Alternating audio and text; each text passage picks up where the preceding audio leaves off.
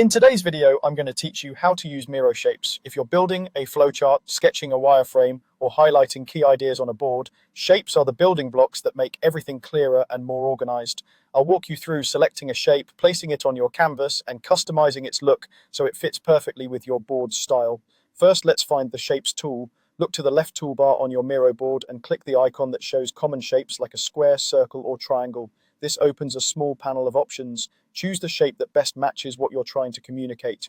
Squares and rectangles are great for steps and labels. Circles are perfect for highlights or start and end points. And triangles can draw attention to a decision or warning.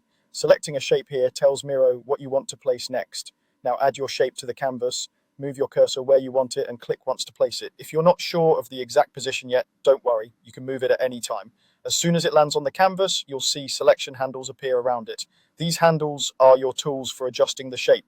To resize, drag a corner handle to scale the shape while keeping the proportions balanced, or drag a side handle to stretch it wider or taller.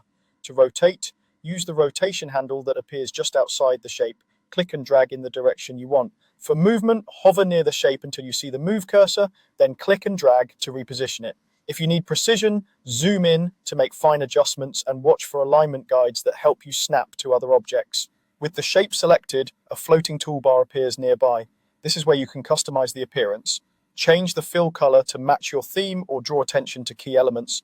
Adjust the border to refine the outline. Choose a color that contrasts well with the fill, so text remains readable, and set a thickness that's visible but not overwhelming. If you want a softer look or to layer shapes without hiding what's underneath, lower the opacity until the layout feels balanced. That's all you need to get started. Pick a shape, place it, then resize, rotate, move, and style it using the floating toolbar.